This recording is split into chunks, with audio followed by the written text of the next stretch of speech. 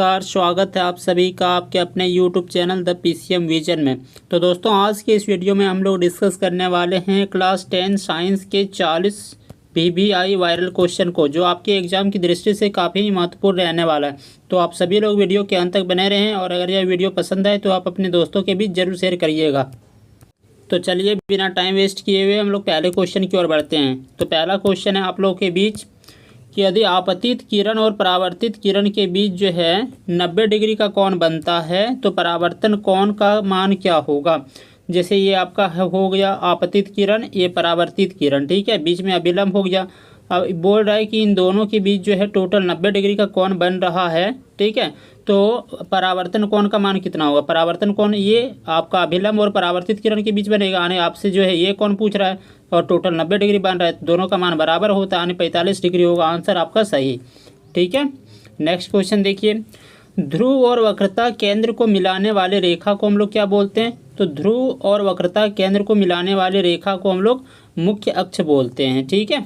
Next देख लीजिए question number 3, यदि एफ का मान 16 सेंटीमीटर है तब आर का मान क्या होता है।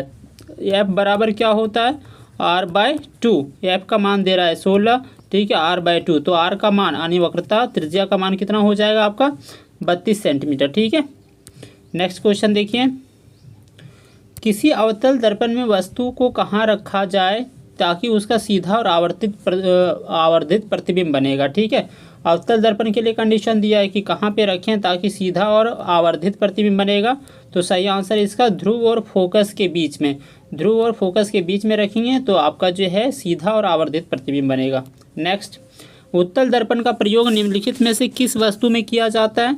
तो उत्तल दर्पण का प्रयोग जो है गाड़ी के साइड मिरर में किया जाता है, ठीक है।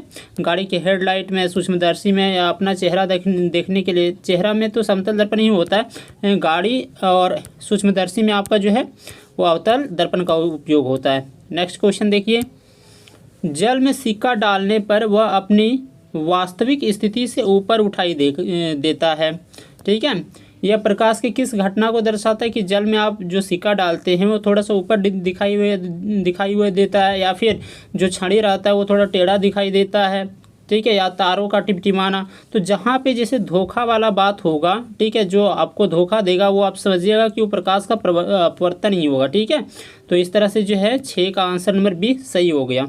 नेक्स्ट, लेंस के किस बिंदु पर प्रकाश की किरणें अपने मुख्य पथ से विचलित नहीं होती है। तो सही आंसर होगा इसका प्रकाशिक केंद्र। नेक्स्ट देखिए, उत्तल लेंस को अभिसारी लेंस कहते हैं। क्यों कहते हैं उत्तल लेंस को अभिसारी लेंस, क्योंकि यह प्रकाश की किरणों को क्या करता है, एक जगह एकत्र करने का काम करता है, इसीलिए। अगला देखिए, नेत्र में जाने वाली प्रकाश की मात्रा को कौन नियंत्रित करता है। तो सही आंसर है परितारिका या आइरिस। नेक्स्ट, सामान्य नेत्र का निकट बिंदु कितना है। तो सामान्य नेत्र का जो निकट बिंदु है वो आपका 25 सेंटीमीटर है, जबकि दूर बिंदु अगर पूछता तब ये हो जाता अनंत, ठीक है। अगला क्वेश्चन देखिए, मानव नेत्र में प्रतिबिंब की प्रकृति क्या होती है। तो जो प्रतिबिंब बनता है मानव नेत्र में कहाँ बनता है, तो दृष्टिपटल या रेटिना में बनता है। कैसा प्रतिबिंब बनता है, तो उल्टा तथा वास्तविक। नेक्स्ट देखिए, जरा दृष्टि दोष होने का क्या कारण है। तो जरा दृष्टि दोष होने का क्या कारण है कि नेत्र की जो सामंजन क्षमता होती है वो घट जाती है, ठीक है। अब आप बताएंगे कि जरा दृष्टि दोष को दूर करने के लिए कि कौन सा लेंस का प्रयोग किया जाता है, ठीक है। अगला देखिए क्वेश्चन, अभिनेत्र लेंस की क्षमता जिसके कारण वह अपने फोकस दूरी को समायोजित कर लेता है क्या कहलाता है। नेत्र की सामंजन क्षमता कहलाती है, ठीक है। अगला देखिए, निम्न में से कौन सी रासायनिक अभिक्रिया संतुलित है। तो आपका जो है ऑप्शन नंबर सी सही हो जाएगा।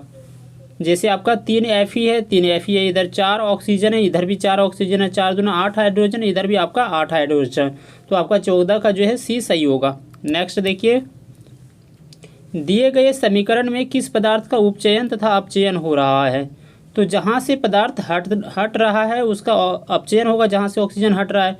तो कहाँ से हट रहा है, ये कॉपर ऑक्साइड से हट रहा है, तो इसका हो जाएगा अपचयन। बाद में अपचयन पूछा हुआ है तो कॉपर ऑक्साइड बाद में है, और किसका उपचयन हो रहा है कि जिसके साथ जुड़ेगा, हाइड्रोजन के साथ जुड़ रहा है। तो आपका सही हो गया 15 का ऑप्शन नंबर सी। नेक्स्ट देखिए, रासायनिक अभिक्रिया में भाग लेने वाले पदार्थ को हम लोग क्या कहते हैं? जो पदार्थ भाग लेते हैं उसको हम बोलते हैं अभिकारक, और जो बाद में बनते हैं उसको हम लोग क्या बोलते हैं? उत्पाद। और अभिकारक और उत्पाद यानी जितना पहले भाग लेता है जितना बनता है, दोनों का मान क्या होता है? बराबर होता है। ठीक है, अगला क्वेश्चन देखिए, किसी रासायनिक अभिक्रिया में उत्पाद का कुल द्रव्यमान अभिकारक के द्रव्यमान के क्या होता है? अभी हम बताएं कि ये दोनों क्या होते हैं? बराबर होते हैं। नेक्स्ट, ये जो समीकरण है CH4 + 2O2 CO2 + H2O + ऊर्जा हो रहा है, पूछ रहे हैं कि किस अभिक्रिया का उदाहरण है ये? तो चूंकि ऊर्जा का निर्माण हो रहा है तो ये जो है ऊष्माक्षेपी अभिक्रिया का उदाहरण होगा।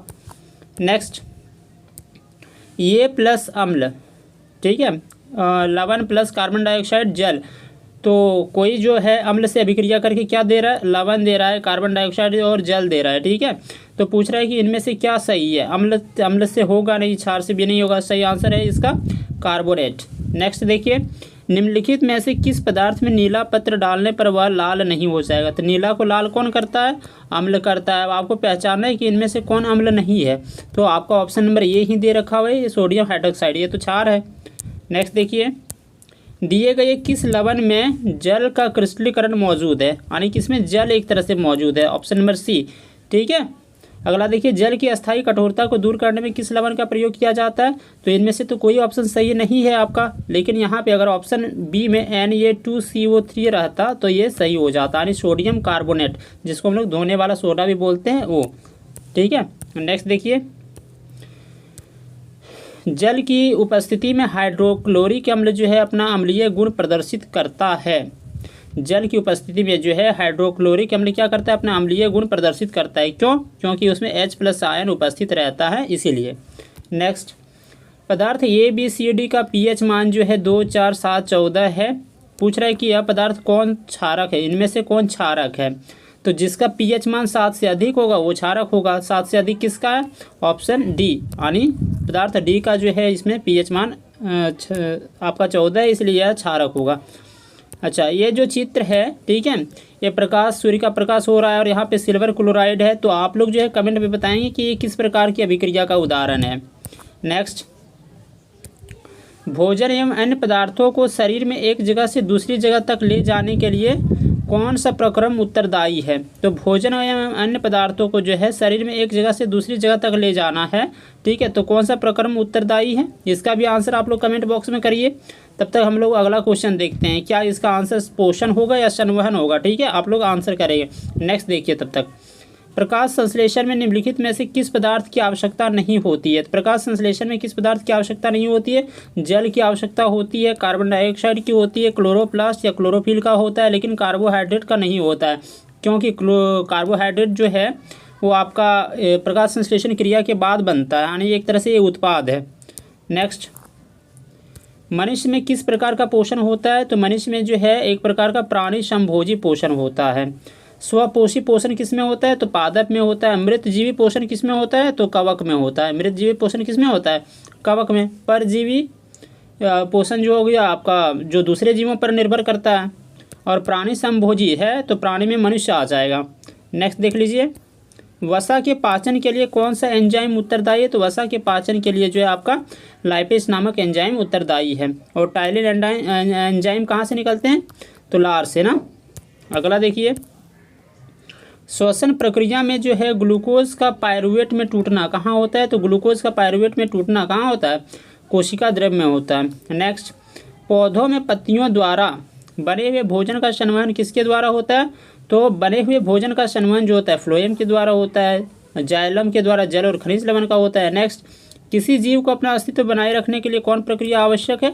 तो जनन। अगला देखिए, ये भी चित्र है, पूछ रहे हैं कि कौन सा जनन को दर्शाता है? ये ब्रायोफिल्म की पत्तियां हैं, इसमें क्या चीज़ हो रहा है? कायिक प्रवर्धन हो रहा है। नेक्स्ट, बीज में भ्रूण होता है जो उपयुक्त परिस्थितियों में नवोद्भिद में विकसित हो जाता है। तो जो भी बीज होता है, चाहे चना वगैरह जो भी हो, ठीक है, उनमें से क्या होता है? वो नया नवोद्भिद में विकसित हो जाता है। तो इस प्रक्रम को हम लोग क्या बोलते हैं? अंकुरन बोलते हैं। नेक्स्ट, गर्भाशय की किस भाग में निषेचन होता है? तो फैलोपियन ट्यूब, जिसको हम लोग डिम्ब वाहिनी बोलते हैं, उसमें जो है निषेचन होता है। अगला देखिए, जल विद्युत संयंत्र के लिए निम्नलिखित में से कौन सा सत्य है? तो यह नवीकरणीय ऊर्जा स्रोत है, इसमें जीवाश्म ईंधन का उपयोग होता है, इस संयंत्र के निर्माण से पारिस्थितिक तंत्र नष्ट हो जाता है। आपका जो है ऑप्शन नंबर सी ही सही होगा। ठीक है, किस संयंत्र के निर्माण से क्या होता है, पारिस्थितिक तंत्र नष्ट हो जाता है। अगला देखिए, सौर सेल के उपयोग में क्या सीमाएं हैं। इसमें केबल बिछाने की आवश्यकता होती है का उपयोग होता है, सही है ये। ठीक है, इसमें सौर ऊर्जा का उपयोग होता है, ये भी सही है। इसे सुदूरवर्ती क्षेत्र में भी उपयोग किया जा सकता है, ये भी है। ठीक है, लेकिन सीमा क्या चीज़ है, यह अत्यधिक महंगा है। ठीक है, सौर सेल क्या है, अत्यधिक महंगा है। अगला क्वेश्चन देखिए, नाभिकीय ऊर्जा के उपयोग की क्या सीमाएं हैं। तो नाभिकीय ऊर्जा में तो यूरेनियम का उपयोग होता है, लेकिन सीमा पूछ रहा है। ठीक है, अगला देखिए, इसमें नाभिकीय ऊर्जा का उपयोग विद्युत उत्पन्न करने के लिए होता है, तो होता है, ये भी सही है। नाभिकीय विखंडन से उत्पन्न ऊर्जा परमाणु के कार्बन से बहुत तुलना अधिक होती है, ये भी सही है। नाभिकीय अपशिष्ट का भंडारण में समस्या उत्पन्न होती है, कि नाभिकीय आप ऊर्जा तो इस्तेमाल कर लेंगे, लेकिन इससे जो ऊर्जा अब होगा, इसका भंडारण जो होगा, इसमें समस्या उत्पन्न होती है। तो इसका जो है ऑप्शन नंबर डी सही हो गया। नेक्स्ट देखिए, निम्नलिखित में कौन ऊर्जा स्रोत का उपयोग करना पर्यावरण के लिए सबसे अधिक अच्छा है। तो अगर सबसे अधिक अच्छा का बात किया जाए तो हो जाएगा आपका CNG, कंप्रेस्ड नेचुरल गैस, संपीड़ित प्राकृतिक गैस। ठीक है, और लास्ट क्वेश्चन देखिए, लास्ट क्वेश्चन है आप लोगों के बीच, कि निम्नलिखित में से किस विद्युत संयंत्र में जीवाश्म ईंधन का प्रयोग होता है। तो जीवाश्म ईंधन जैसे कोयला, पेट्रोलियम का प्रयोग किस में होता है, तापीय विद्युत संयंत्र में। तो ये रहा दोस्तों आप लोग के बीच टॉप 40 BBI वायरल क्वेश्चन। ठीक है, तो आप लोग एक बार इस क्वेश्चन को ज़रूर देख लें, और हम अगले वीडियो में मिलेंगे। आज के लिए इतना ही, थैंक यू।